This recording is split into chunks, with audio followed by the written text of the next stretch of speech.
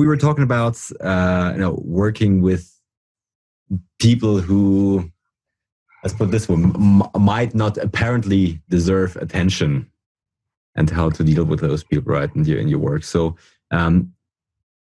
what kind of support is it that you're offering these people? Well, let me back up a second. See, like, I guess the reason that I'm able to do what I do is because you just asked, you just made the statement, and I'm not calling you out, but you just made the statement, like, you work with people that a lot of people would think don't deserve the attention. Exactly, yeah. My mindset is that all people deserve the attention. I mean, I can't give it to everybody, but all people deserve, need, and in my view, deserve at least one person who will give them that attention. And then my mindset is also, if somebody doesn't, I mean, if we can't wrap our mind around the fact that a person who has just done something horrible, that's when they need the attention the most. If they had some attention maybe beforehand, and I know a lot of people are going to say, well, your child did something horrible, and maybe he did need more attention. I'm not sure. But if we cannot wrap our head around the fact that after somebody has done something horrible is when they most need the attention, then horrible things are going to keep happening. Because this is the time where it's definitely should seem obvious that somebody needs the attention, whether they are the perpetrator or the victim of something traumatic. I can think of no better time for there to be attention for so many reasons, to learn from them, to support them so they don't go even further down a path. Because it's something, somebody might have done something horrible, but they can always do something more horrible. The depths of depravity go deep. Absolutely. I mean, I'm being intentionally black and white now, but one could say, look, there's this child molester who did horrible things, or there's this someone who murdered some people for no obvious reason, and they're locked up now. So why don't we forget about them? Why care about them after what they did to society? Let's put it this way. For the state of your own soul. See, this is what I don't understand is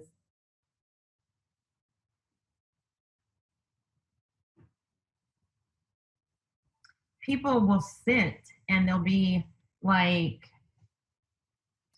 that person is horrible, they're callous, they're cold, they're uncaring, lock them up and let them rot in prison. And I'm like, now you're being cold and callous and uncaring. Like, you are becoming what you say you hate.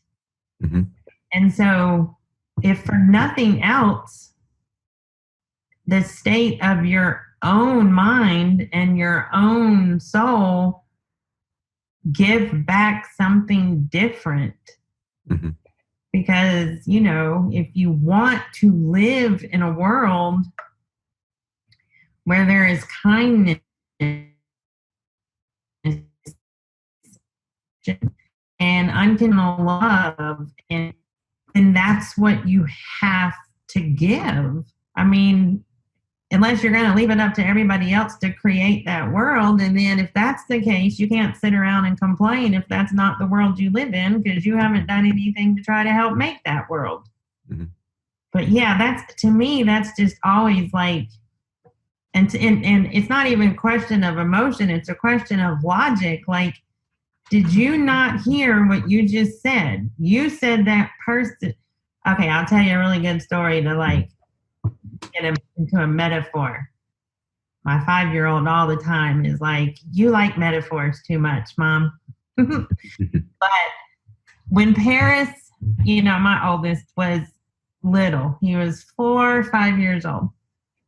We lived in Atlanta, and we lived in these like apartments that the family owned.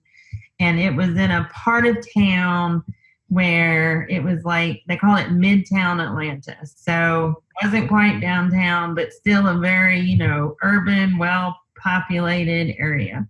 Mm-hmm. And it was on the corner of a very busy intersection.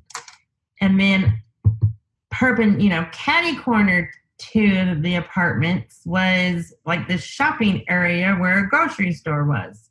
Mm-hmm. Well, Paris and I had stopped there after I picked him up from school to get some things at the grocery store, and traffic was horrible. I mean, horrible. I sat in this parking lot for a good 20 minutes trying to get out of the parking lot just to get on the road where I could tell I was going to take me another 15 or 20 minutes to get to my house that I could see. I was getting very frustrated. Well, it was finally my turn to like pull into the line of cars that was actually going to get to go out onto the road the next time the light turned green. Mm-hmm. And this woman in another car cut me off and like took my turn from me. So I knew I was going to have to sit there another 5 minutes waiting for a chance to get on the road. And I just started cussing and being like, oh my God, I can't believe that woman just cut me off and blah, blah, blah. And I remember saying, she is being such a bitch. And Paris, who's very young, he looks at me and he was like, in the back, he's like, why are you getting so mad? He was always a very logical child. Why are you getting so mad? And I said, she's being a total, bitch. And Paris looks at me and he goes, you mean just like you are right now? And I was like, yes, you're right. I was like, I don't like talking to you. But I mean, and children do this quite a bit. He completely called me out on the fact that I'm sitting here yelling at this woman for being irritating and frustrating. But that was exactly how I was acting. Mm-hmm. So what I try to do in the work that I do is create the world that I wished we all lived in. Mm-hmm. And some friends of mine call that naive. I call it hopeful. Mm-hmm. Because I really do think if we put it out there, hopefully people will begin to mirror it. Mm-hmm. Have you ever read any of the research on the fact that people actually have genes in their body up here in the front of their brain, especially called mirror genes? No, I've not heard of that. Oh, okay. It's fascinating research. So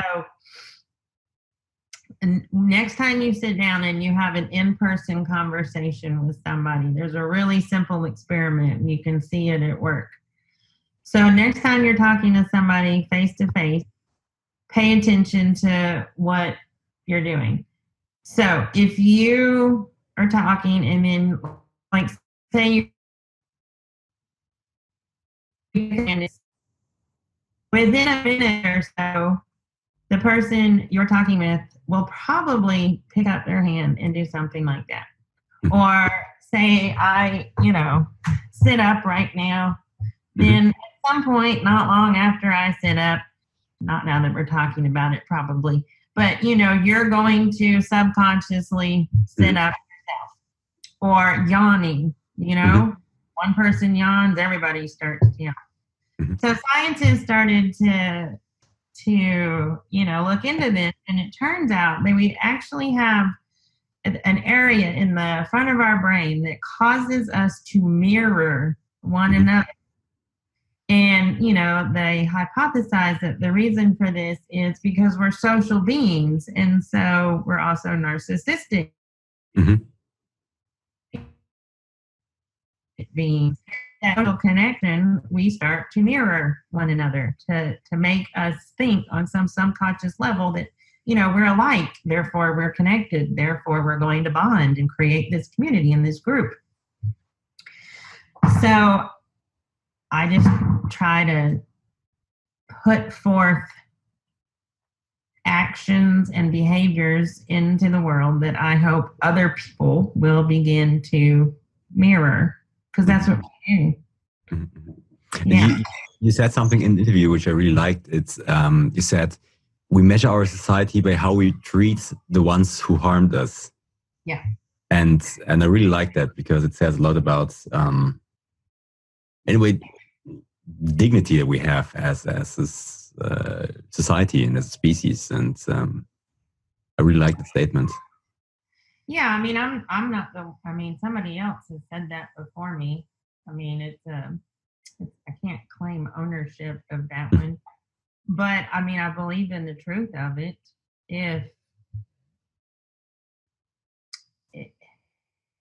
If somebody somewhere doesn't stop the cycle, you can't always be going back and forth of, well, you hurt me, so I'm going to do this to you, and well, you did that to me, so when I get the chance, I'm going to, do this to you. You see it a lot like in power dynamics, where you'll have a group of people who have been oppressed, and then they justifiably are like, you can't oppress us anymore. We're going to, do something to change the system. And there's lots of different ways to change the system, but I'm sure you've heard the expression, the oppressors or the oppressed become the oppressors sometimes.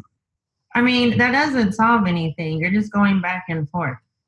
So there has to be a way, and there's a lot of conversations about this in regards to criminal justice and race relations and, even differences among religious groups and stuff. There has to be a process where wrongs are acknowledged and then rights are created that are based on, what's right for us as a society, and answering hatred with hatred, all you get is hatred, answering violence with violence, well, all you're gonna have is violence. It doesn't necessarily make it better. So I just think that, but a lot of times people were like, well, you just want to let people get away. No, there has to be accountability. Accountability is the first step in acknowledging that wrongs have been done. I mean, I have never said that I don't believe my child should have lost his freedom. He is a dangerous person, and he should not be walking around in the world at this particular point in his life. And he did take something. I mean, he took something extremely precious. He took Ella's life away from her. There has to be an accounting for that.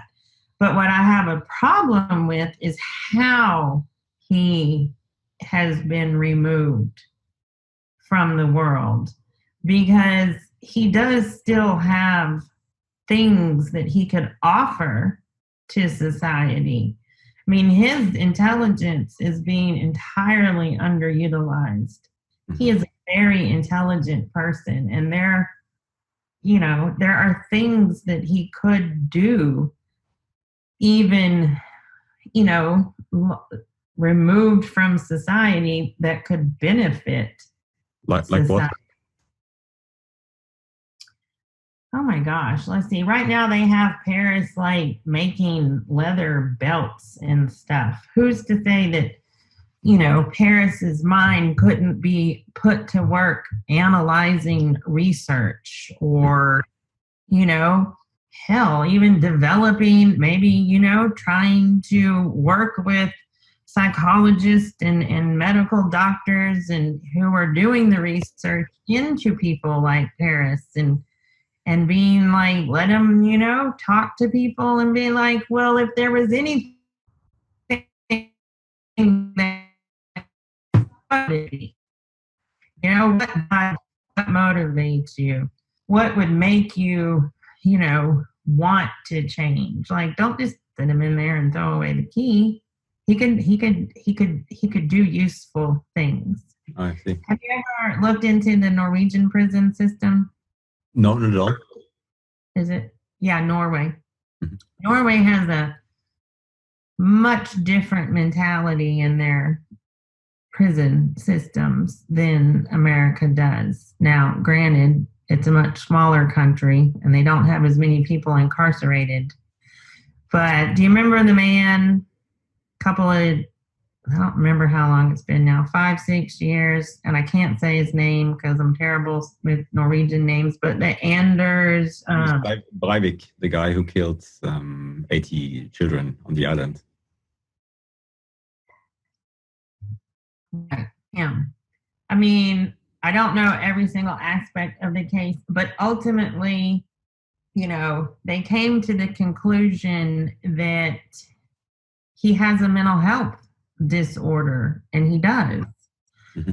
Like it was expressed with the lens that he showed it, that he used to show it was based on, you know, the extremism, the anti-immigration, our race and culture is being degraded, and you know, I mean, it was a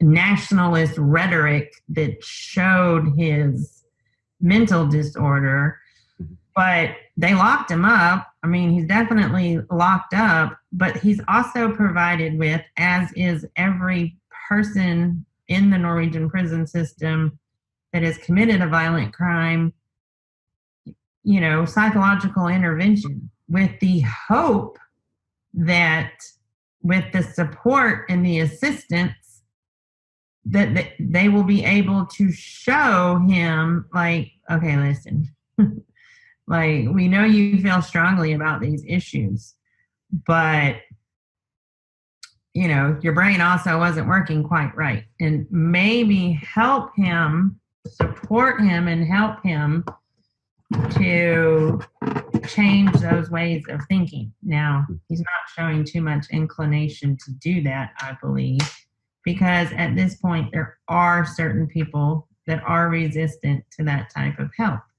Mm-hmm.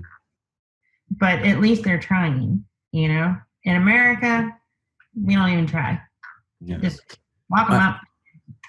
I know you're opponent of the death sentence, and many people would probably say, look, he's a perfect example. I mean, he killed 80 or something innocent children. Why not just now remove him from this planet and make sure he just never do this again, and you know, get rid of people like him? So what would you say to people who think along those lines? Oh, lots of things.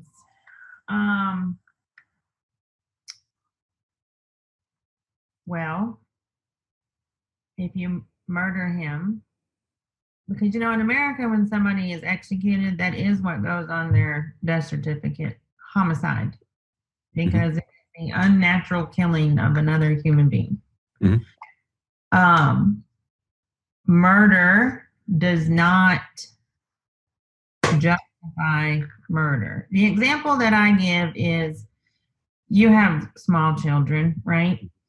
Say they go to school one day and one of your little girls like just hit somebody, just like hauled off and was like, I don't like you, and smack, smack, smack. And the teacher calls you and they're like, your little girl hit somebody, and you bring her home and you spank her. And while you're spanking her, you're like, you're not supposed to hit people. I mean, it does not make sense. We tell our children and each other that you're not supposed to kill people.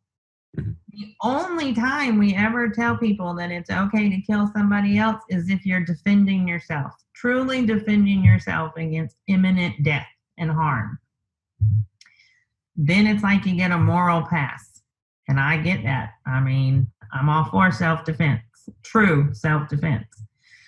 But to be like, you're not supposed to kill people and you killed somebody and so we're going to kill you, it doesn't make sense.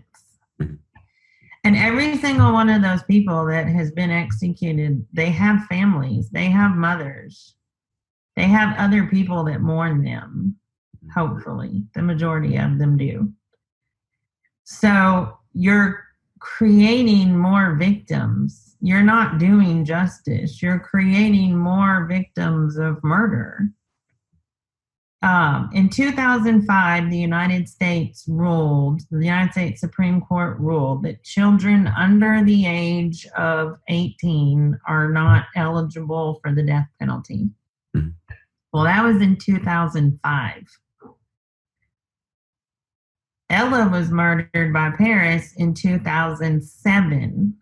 Mm-hmm. If he had in 2004 or 2005, if it had been before the ruling came down, and he was eligible for the death penalty, and then he killed Ella, then how would that have helped me?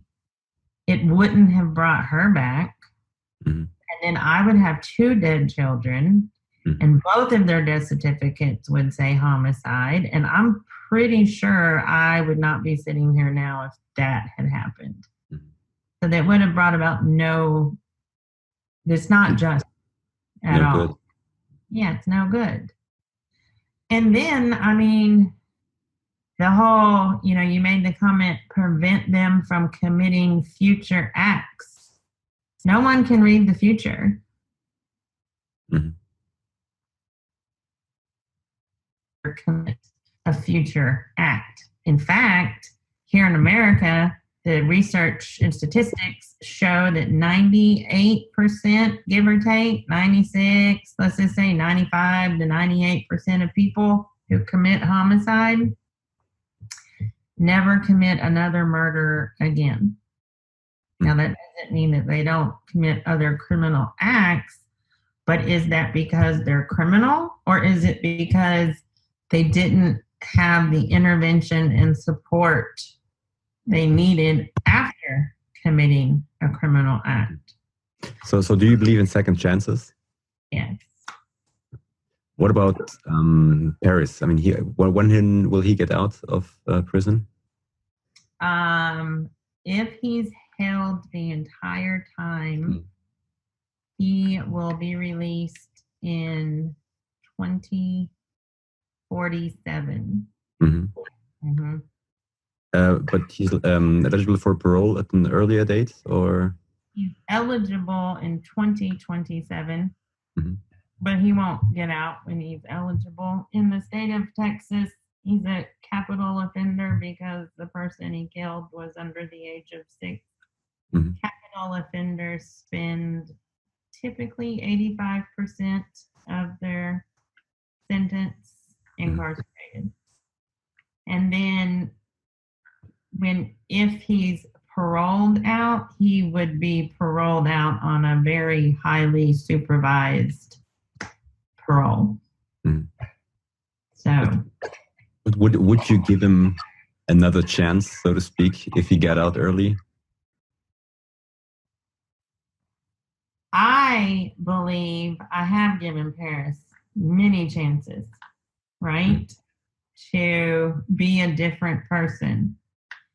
He has not taken any of those chances, and I don't think he is capable of taking those chances. So this is what I usually tell people.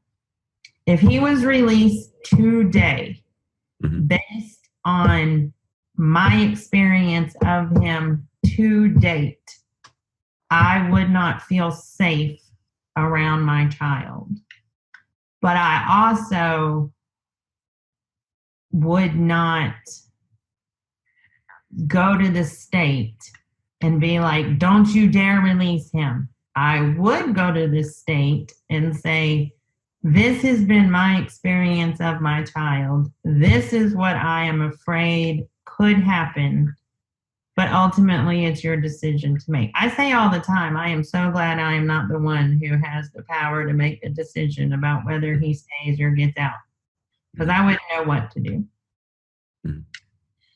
I personally have not seen anything in Paris that convinces me that he has changed, that he is capable of empathy, that he feels remorse. And because he lacks those qualities, I think it makes him dangerous.